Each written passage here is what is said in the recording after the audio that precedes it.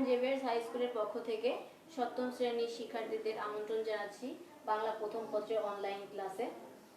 প্রিয় শিক্ষার্থীরা, তোমরা যখন বাংলা প্রথম পত্র এখন যে ক্লাসটি করবে এটা তোমরা অবশ্যই তোমাদের মেন বইটি সাথে নিয়ে বসবে। আজ আমাদের মূল বিষয়টি যেটা পড়বো, আমাদের আজকে পাঠের বিষয় হচ্ছে শোনো একটি মুজিবরের থেকে, যে কবিতাটি আছে এই কবিতাটি নিয়ে আমরা আজকে আলোচনা করব। এই কবিতাটি লিখেছেন কি? গৌরী প্রসন্ন মজুমদার। কে লিখেছেন?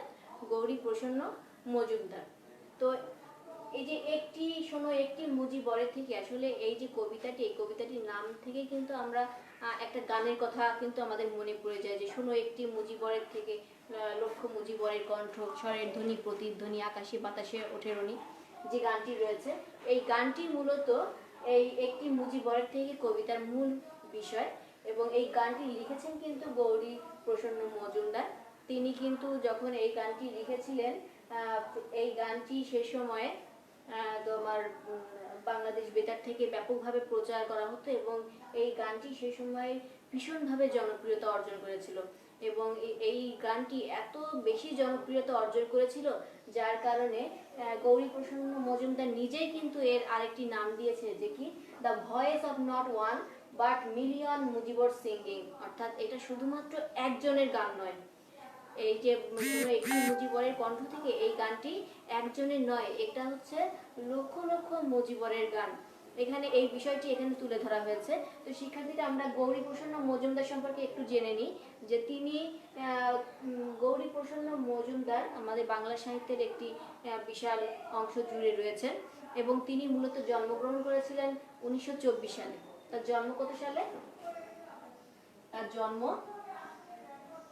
হচ্ছে 1924 সালে এবং তার পৈতৃক নিবাস ছিল কোথায়? পাবনা জেলায়। পৈতৃক নিবাস কোথায় ছিল? পাবনা জেলায়। হ্যাঁ, এরপরে পাবনা জেলায় ছিল তার পৈতৃক নিবাস এবং তিনি কিন্তু মৃত্যুবরণ করেন কত সালে জানো? তার মৃত্যু কিন্তু 1986 সালে।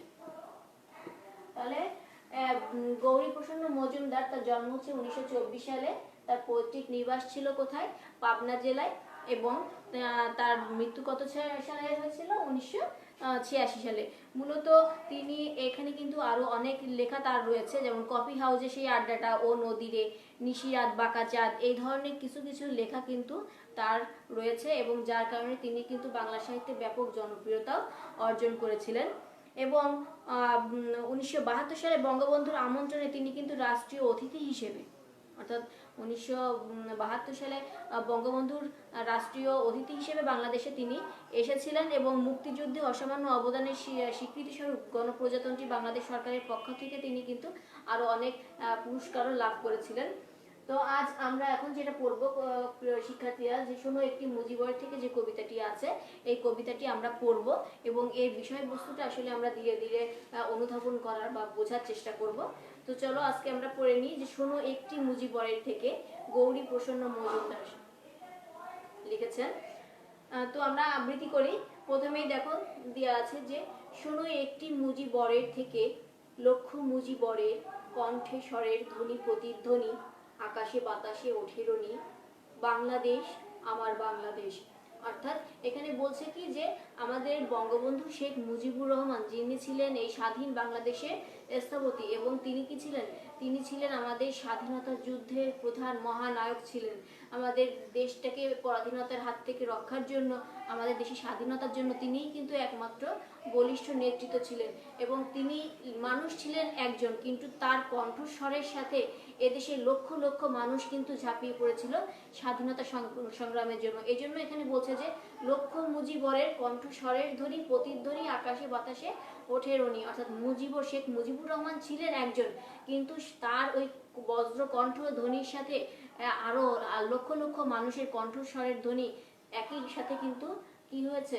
আকাশে বাতাসে ওঠে রনি। রনি মানে কি? বেজে ওঠা। অর্থাৎ বাংলাদেশ আমার বাংলাদেশ, অর্থাৎ বাংলাদেশ বাংলাদেশ বলে চিৎকার করে সকল মানুষ কিন্তু তার নেতৃত্বেই কিন্তু সামনের দিকে এগিয়ে গেছে, এই কথাটাই কিন্তু এখানে বলা হচ্ছে।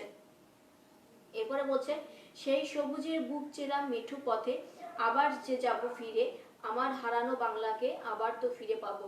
অর্থাৎ আমাদের গ্রাম বাংলার এখানে প্রকৃতির একটা চিত্র কিন্তু এখানে তুলে ধরা হচ্ছে, যে আমাদের গ্রাম বাংলার প্রকৃতি কিন্তু সবুজে সবুজময়, এবং সেই সবুজের মধ্য দিয়ে কিন্তু আঁকা বাঁকা মেঠো পথ কিন্তু চলে গেছে, যে মাঠের পরে মাঠ যেখানে রয়ে গেছে সেখানে কিন্তু মানুষ এই মাঠের মধ্য দিয়ে চলাচল করতে করতে সেই সবুজের বুকের উপর দিয়ে কিন্তু একটা পথের সৃষ্টি হয়েছে। তা বলছে কি আমাদের প্রকৃতিতে যে বুক চেরা এই মেঠো পথে আবার আমরা ফিরে আসতে চাই, অর্থাৎ আমাদের এই দেশটার যে পরাধীনতার গ্লানিতে দিন দিন যে মুষড়ে পড়ছে, সেই মুষড়ে পড়ার হাত থেকে তারা আমাদের এই সবুজ প্রকৃতি, সবুজ বাংলার এই মেঠো পথকে আবার স্বাধীনতার আলোকে আলোকিত করতে চায়। শিল্পে কাব্যে কোথায় আছে হায়রে এমন সোনার খনি, অর্থাৎ বাংলা সাহিত্যে কিন্তু আরো অনেক কবিতা আছে, অনেক গল্প আছে, অনেক উপন্যাস আছে, যেখানে কি করা হয়েছে, সেখানে বাংলাদেশকে কিন্তু সোনার খনি হিসেবে, সোনার দেশ হিসেবে, সোনার খনি হিসেবে এখানে কিন্তু উল্লেখ করেছেন কবি সাহিত্যিকরা। তাই এখানে বলছে যে পৃথিবীতে শিল্পে কাব্যে আর কোথাও কিন্তু এরকম বাংলাদেশ, আমরা আমাদের মায়ের দেশকে, আমরা আমাদের বাংলা দেশকে যেভাবে সোনার খনি হিসেবে বরণ করেছি, যেভাবে মায়ের মতো করে গ্রহণ করেছি, এরকম ভাবে কিন্তু বিশ্বের অন্য কোনো ভাষাতে কিন্তু তার নিজের দেশকে কিন্তু এইভাবে তুলে ধরা হয়নি, নিজের দেশকে কিন্তু এতটা বড় করে তুলে ধরা হয়নি, যেভাবে আমার দেশে, আমার বাংলা ভাষাকে, আমার বাংলা দেশকে যতটা তুলে ধরা হয়েছে, কবি সাহিত্যিকরা তাদের লেখনীর মাধ্যমে যতটা তুলে প্রকাশ করেছেন, এরকম কিন্তু অন্য কোথাও আর পাওয়া যায়নি। এরপরে কি বলছে, বিশ্বকবির সোনার বাংলা নজরুলের বাংলাদেশ।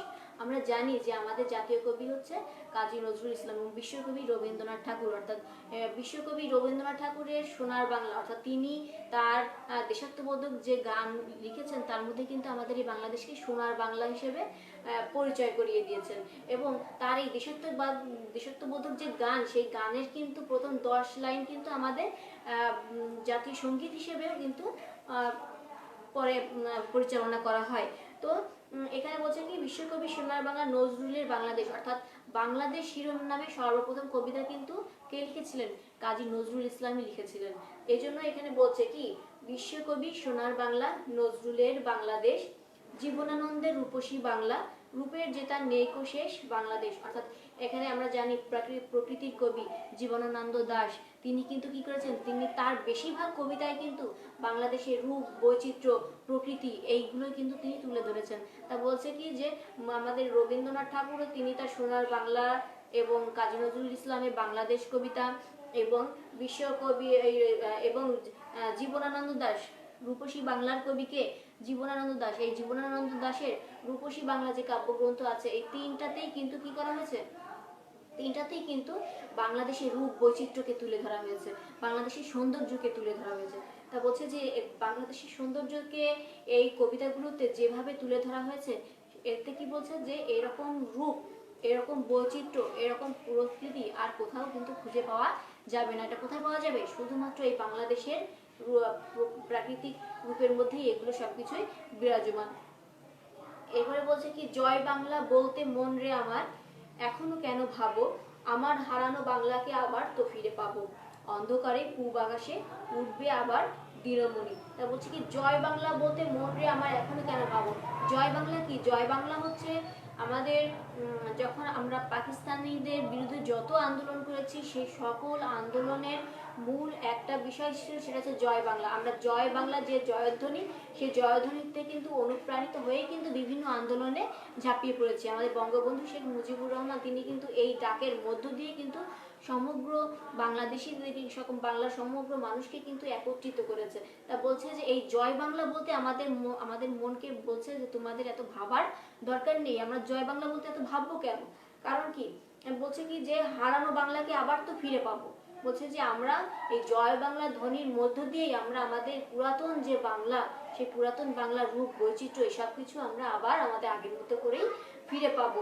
এরপরে বলছে যে অন্ধকারে পূব আকাশে উঠবে আবার দিনমণি, অর্থাৎ আমাদের যে অন্ধকারে বলছে কেন, অর্থাৎ পরাধীনতার কথা এখানে বলা হচ্ছে। আমাদের যে এই বাংলাদেশ যে পরাধীনতার উচ্ছৃঙ্খলে বন্দী ছিল, এই পরাধীনতার অন্ধকার থেকে একসময় আমাদের এই দেশেও কি হবে, স্বাধীনতার লাল সূর্য উদিত হবে। আমাদের এই দেশকে আমরা আবার আমাদের নিজেদের মতো করেই ফিরে পাবো।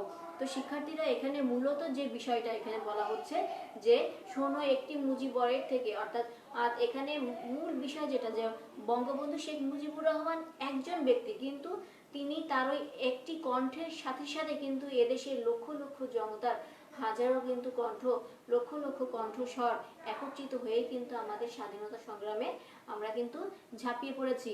আর এছাড়াও বলছে কি, যে আমরা আমাদের যে পরাধীনতা রয়েছে সেই পরাধীনতার গ্লানি থেকে আমরা কিন্তু আবার আমরা আমাদের এই দেশকে ফিরে পাবো, আমাদের নিজেদের মতো করে ফিরে পাবো। কারণ কি, আমাদের এখানে তো ঝাঁপিয়ে পড়তেই হবে, তা না করলে তো হবে না। কারণ কি, কারণ হচ্ছে আমাদের এই দেশ হচ্ছে আমাদের মায়ের সমান, তাই না? আমাদের মা যেমন আমাদের কাছে অনেক প্রিয়, ঠিক তেমনি আমাদের এই দেশও কিন্তু আমাদের কাছে খুবই প্রিয়। এটা হচ্ছে আমাদের জন্মভূমি, আর এই জন্মভূমিকে কিন্তু আমরা কোনোভাবেই হারাতে চাই না। আমাদের কাছে আমাদের মায়ের সৌন্দর্য যেমন অনেক বেশি, ঠিক তেমনি আমাদের এই জন্মভূমি, আমাদের এই বাংলাদেশের সৌন্দর্যও কিন্তু আমাদের কাছে অনেক বেশি প্রিয়, অনেক বেশি আপন। যার কারণে আমাদের কবি সাহিত্যিকরা কিন্তু তাদের এই যে রবীন্দ্রনাথ ঠাকুর তার সোনার বাংলা, নজরুল ইসলাম তার বাংলাদেশ কবিতা, এবং জীবনানন্দ দাশ তার রূপসী বাংলা যে কাব্যগ্রন্থ আছে, এগুলোতেও কিন্তু এই বাংলার রূপ বৈচিত্র্য এগুলো তুলে ধরেছেন। তারাও কিন্তু এই বাংলাদেশকে কি বলেছে, তারাও কিন্তু বাংলাদেশকে তাদের মায়ের সমান বলেছে, তাদের সোনার খনি বলেছে। তাদেরকে কি বলেছে, তা বলেছে যে বাংলাদেশের মতো এত রূপ বৈচিত্র্য পৃথিবীর আর কোনো দেশে কোথাও পাওয়া যাবে না, কোনো শিল্পেও পাওয়া যাবে না, কোনো কাব্যেও পাওয়া যাবে না। আমাদের দেশের কাব্যগুলোতে বা শিল্পের ক্ষেত্রে যেভাবে আমরা আমাদের দেশকে ভালোবাসি, তা কিন্তু বিশ্বের অন্য কোনো দেশে এভাবে কিন্তু বিশ্বের অন্য দেশের কিন্তু শিল্প সাহিত্যে এতটা গভীরভাবে কিন্তু দেখা যায় না। যার কারণে কিন্তু কবি এখানে কি বলেছে, কবি কিন্তু এখানে নিজের দেশের যে রূপ বৈচিত্র্য এই বিষয়গুলো কিন্তু তুলে ধরেছে। এবং তিনি কি বলছেন, যে ওই বঙ্গবন্ধু শেখ মুজিবুর রহমানের নেতৃত্বেই কিন্তু আমরা আমাদের এই পরাধীনতার যে অন্ধকার, সেই অন্ধকারটা কাটিয়ে স্বাধীনতার লাল সূর্যকে কিন্তু আমাদের কাছে আপন করে পেয়েছি। তো শিক্ষার্থীরা, আজ আমরা এই পর্যন্তই পড়বো একটি মুজিবরের থেকে যে কবিতাটি রয়েছে, এই কবিতাটি তোমরা বাড়িতে বসে ভালোভাবে সুন্দর করে আবৃত্তি করবে, বোঝার চেষ্টা করবে, আর আশা করি তোমরা পারবে, বুঝতে পারবে। তো আজ এই পর্যন্তই থাক। তো তোমরা সবাই ভালো থাকো, তোমরা সবাই বাড়িতে থাকো। তোমাদেরকে বর্তমানে যে অ্যাসাইনমেন্টগুলো দেওয়া হচ্ছে, তোমার বোর্ড থেকে যেগুলো অ্যাসাইনমেন্টগুলো চলে আসছে, সেই অ্যাসাইনমেন্টগুলো বাড়িতে বসে করবে, নিজেদের মতো করে নিজেরা করবে। তোমাদের মধ্যে যা আছে তোমরা তোমাদের নিজস্ব চিন্তা ভাবনা দিয়েই অ্যাসাইনমেন্টগুলো করবে, ঠিক সময় মতো জমা দেবে। তোমরা বাড়িতে থাকবে, বাবা মারা এই অ্যাসাইনমেন্টগুলো দিয়ে যাবে। তোমরা বাড়িতেই থাকবে, সাবধানে থাকবে, ভালো থাকবে, সুস্থ থাকবে। আল্লাহ হাফেজ।